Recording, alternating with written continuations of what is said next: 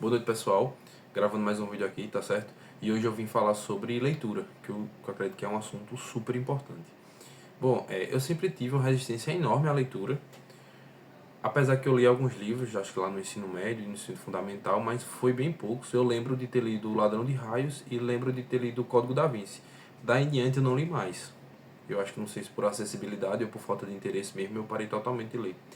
Já lá pro fim da minha faculdade, eu tava assistindo umas palestras e acabei caindo na palestra desse cara aqui, ó, de Pierre, certo? Professor Pierre. E lá ele falava sobre leitura, falando que você tem que ler por prazer, tem que ler por diversão, sabe? Como você assiste uma série, como você assiste um filme. Ele não falou exatamente série e filme, mas é o que eu tô dizendo, certo? Você tem que ler por prazer, tem que ser uma coisa divertida. E para isso ele faz a indicação de Harry Potter, certo? Ele faz a indicação de Harry Potter. Fala, ó, lê Harry Potter, certo? Que é bom. E aí eu decidi ler, mas eu nem tinha um livro, nem tinha nenhum aparelho de leitura, né? Como um Kindle, por exemplo, que hoje eu tenho. Depois eu vou falar sobre ele. Mas aí eu descobri esse aplicativo aqui, ó. Que é acho que é Adobe o nome. É, Adobe o nome. E eu baixei ele no telefone e achei os livros de Harry Potter na internet. Porque a acreditação de domínio público hoje é simples demais de você baixar. E eu comecei a ler. Na época eu estava indo para a faculdade, eu ia todo dia no ônibus e eu ia lendo, certo? E assim, daí em diante engatou, sabe?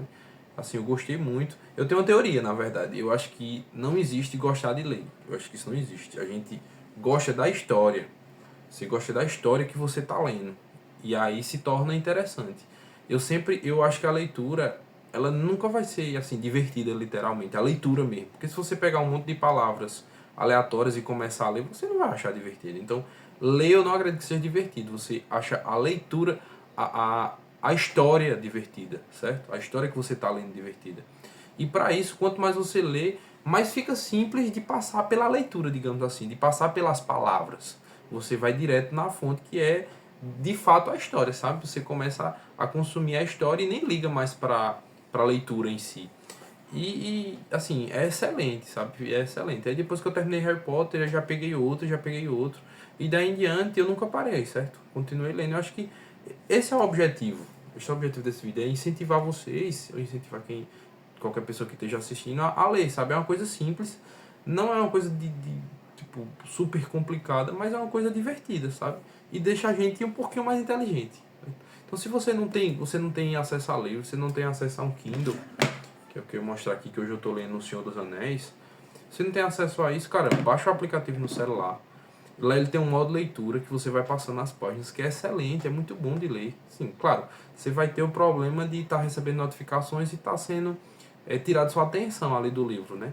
Mas, sei lá, bota no modo avião, celular, senta um pouquinho, passa ali 10 minutos, lê algumas páginas, é excelente. Depois que engata, vai embora, sabe? E começa por livros simples, por livros tranquilos. Começa, por exemplo, eu coloquei ali Harry Potter, certo? Que foi o que eu comecei, que é muito bom. Tem Nárnia, tem o próprio Senhor dos Anéis. Primeiro eu li O Hobbit e agora eu tô lendo O Senhor dos Anéis, que são livros excelentes. Minha tristeza é não ter lido antes, não ter começado antes, sabe? Tem outros livros muito bons também, que são livros que tem um pouco mais de reflexão, mas são livros bem tranquilos de ler, como A Revolução dos Bichos, ou 1984, que eu acredito, eu diria que é meu livro favorito. 1984 é um livro cheio de reflexões e também tem uma história muito legal, sabe? Lá, acho que do meio pro final começa um romance, e é muito legal o romance.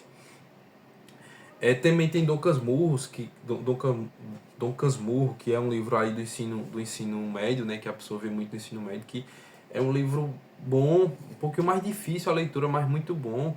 Inclusive, eu acho que traiu, tá certo? Eu acho que traiu. Eu li também, que eu achei muito legal, assim, mas eu diria que o filme é melhor. Dessa vez eu vou dizer que o filme é melhor, que o Alto da Compadecida, certo? O Alto da Compadecida. A peça, que não é um livro, né, diretamente é uma peça, eu não achei ela tão interessante como um livro. Eu acho, como livro não, perdão, como filme. Eu acho que o filme eles conseguiram encher mais a história e deixar ela mais interessante. Mas é uma história boa, certo?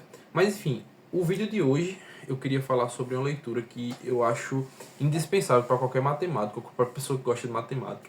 Ou nem precisa gostar, mas depois de ler esse livro, acho que os caras conseguem gostar, que é esse aqui, ó, O Homem que Calculava. Esse livro é muito bom. Esse livro de fato é muito bom, muito divertido. E para isso, eu trouxe aqui um pedacinho dele. Assim, eu vou dar um resumozinho bem rápido e depois eu vou ler uma parte dele e vou resolver um problema que tem nesse livro, certo? Para começar, ele não é um livro na cultura brasileira, certo? É na cultura árabe. Porém, ele foi escrito por um brasileiro. O brasileiro, ele criou um heteronômio, certo? Ele criou um personagem, digamos assim, para poder assinar esse livro. E esse personagem, o interessante é que ele é super complexo. Ele tem data de nascimento, ele tem data de morte. O cara basicamente escreveu a história de uma pessoa que nunca existiu para poder assinar esse livro, certo? Mas o criador dele, na verdade, é Júlio César, é um brasileiro, certo? Mas ele é todo na cultura árabe, certo? É bem interessante isso. Mas enfim, o resumo do livro, né? Ele é um cara que ele tá viajando para Bagdá, e ele encontra o calculista nessa viagem, que é o personagem principal. Daí eles se tornam amigos e vão viajando juntos.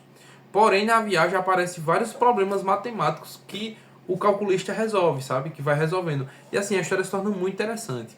Porque eles vão, aí chega e tem um problema super complexo. Aí o homem que calculava vai lá e consegue resolver de uma forma super simples, sabe?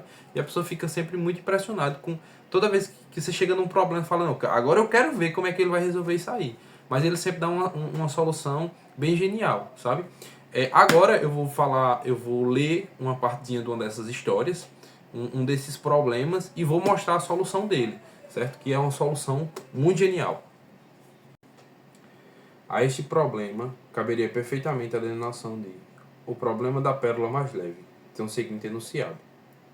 Um mercador de Benares, na Índia, dispunha de 8 pérolas iguais, na forma, no tamanho e na cor. Dessas 8 pérolas, 7 tinham o mesmo peso. A oitava, entretanto, era um pouquinho mais leve que as outras. Como poderia o mercador descobrir a pérola mais leve e indicá-la com toda segurança, usando a balança apenas 2 vezes? Isto é, efetuando apenas 2 pesagens. É este o problema, calculista, que irá lá inspirar-te a solução mais simples e mais perfeita. Antes da resolução, só para explicar rapidinho, talvez alguém não tenha entendido, o problema se dá da seguinte maneira, é bem simples, certo? São 8 pérolas, aqui ó, 8 pérolas, coloquei aqui só para ilustrar, 8 pérolas, e eu tenho uma balança, certo? Uma balança dessas de feira que pesam equilibrando as coisas, certo? Qual o objetivo? Eu tenho essas 8 pérolas e eu só tenho 2 pesagens. Com essas 2 pesagens, eu preciso descobrir qual dessas pérolas aqui é a mais leve. Só lembrando, elas são idênticas, absolutamente iguais, só que tem uma que é um pouquinho mais leve. Então, como é que eu descubro essa pérola um pouquinho mais leve com apenas 2 pesagens, certo? Vamos lá, vamos para a resolução desse problema aí, né? Desse enigma matemático tão interessante. Eu espero que vocês tenham pausado o vídeo e tenham tentado um pouquinho do seu tempo para pensar nesse problema, que de fato é um problema muito legal, certo? Um problema de uma resolução muito interessante. Então, vamos a ela, né? Primeira coisa, a gente tem que separar isso aqui em 3 grupos, perdão. Em 3 grupos, sendo 3 pérolas e 2 pérolas, certo? Separou esses grupos aí. Aí a gente vai cair em 2 situações. A primeira, a pérola mais leve está entre essas 6 pérolas, certo? Ou a pérola mais leve está nessas 2 pérolas. Então vamos lá. A gente primeiro tem que começar testando as 6 pérolas, certo? Então vamos lá. Para isso a gente vai lá e coloca elas na balança. De um lado e mais 3 do outro, certo? Supondo agora que a pérola mais leve está entre essas 6 pérolas que já estão na balança, o que é que vai acontecer? Um lado vai subir, né? E outro lado vai descer. Aí poderia ser qualquer lado, não tem perca de generalidade.